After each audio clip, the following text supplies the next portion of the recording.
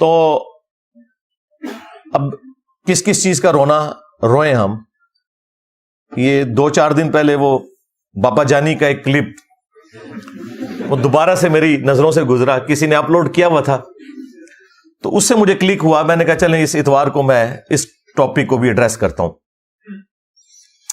اس میں وہ یہ کہہ رہے تھے کہ بد مذہب جو ہے نا, بد مذہب یعنی بد مذہب سے مراد ہے ادر دین بریلوی, اس کا کلپ سننا حرام حرام اور سخت حرام ہے.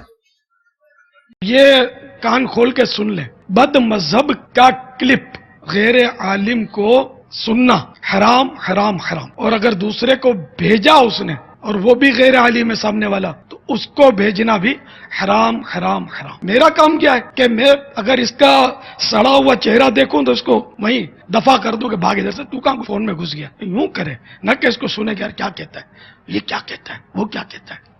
اس میں تو مطلب گمراہ ہوتے دیر نہیں لگے گی, اور گمراہ نہیں بھی ہوئے تب بھی سننا حرام ہے. یہ کیوں سنا؟ کان بیرے ہونے چاہیے. یہ جہاں جہاں سن رہے ہیں اب تک اگر ایسا دھندا کیا نا, آپ نے کسی بد مذہب کا کلپ سنا ہے اور فارورڈ کیا ہے, اس سے توبہ کریں. جن جن کو بھیجا ان کو اپنی توبہ پر مطلع کرنا ہوگا اور ان سے بھی توبہ کا مطالبہ کریں. توبہ واجب ہوگی ان پر, بالکل واجب ہے توبہ. اور پھر اس پہ انہوں نے اکتفا نہیں کیا, وہ کہتے ہیں کہ اگر میرے موبائل میں اس قسم کا کوئی کلپ آ جائے تو یہ میرا کام ہے کہ میں اگر اس کا سڑا ہوا چہرہ دیکھوں. کس کا سڑا ہوا چہرہ؟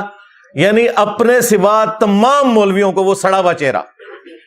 ٹھیک ہے, یہ میٹھے میٹھے اسلامی بھائی ہیں جو اتنے کڑوے کڑوے ہیں, تو میں فوراً اسے وہیں پہ ڈیلیٹ کر دوں. اور انہوں نے کہا آج تک جنہوں نے آگے یہ کلپ فارورڈ کیے نا دوسرے فرقوں کے علماء کے, تو وہ توبہ کریں گے اس کے اوپر. اب یہ ہے معیار ان لوگوں کا.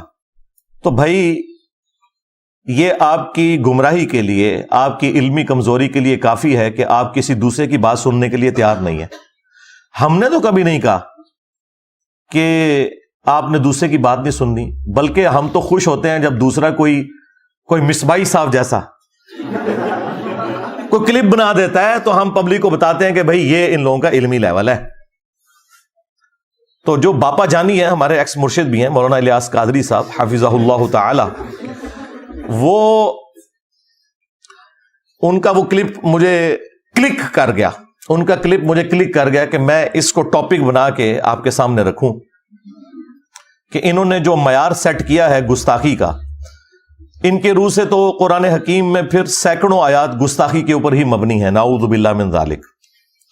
حالانکہ وہ آیات اس لیے نازل نہیں ہوئی ہیں کہ ان کو بنیاد بنا کر کوئی شخص گستاخی کرے. بیسیکلی یہ تمام آیات جن میں اللہ تعالیٰ نے اپنے پیغمبر کے ساتھ صلی اللہ علیہ وآلہ وسلم سخت انداز میں گفتگو کی ہے, یہ آیات یہ جسٹیفائی کرتی ہیں کہ یہ کتاب نبی صلی اللہ علیہ وآلہ وسلم نے خود نہیں لکھی, ورنہ جس لہجے میں وہ گفتگو ہے, کوئی شخص اگر اس کتاب کا رائٹر خود ہے تو وہ اپنے بارے میں اس طرح کی بات نہیں لکھ سکتا.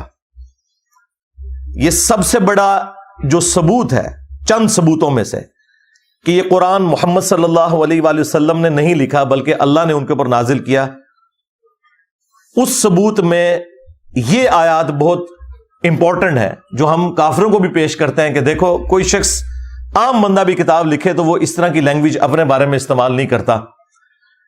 یہ اس بات کا ثبوت ہے کہ یہ پیغمبر صلی اللہ علیہ وآلہ وسلم نے کتاب خود نہیں لکھی اور نہ ان کا اس کتاب کے حوالے سے کوئی اختیار تھا. یہ اللہ تعالیٰ نے جو کچھ انہیں وہی فرمایا وہ انہوں نے من و عن اسی طریقے سے آگے پہنچا دیا. یہ آیات اس حوالے سے ہمیں گائیڈ کرتی ہیں.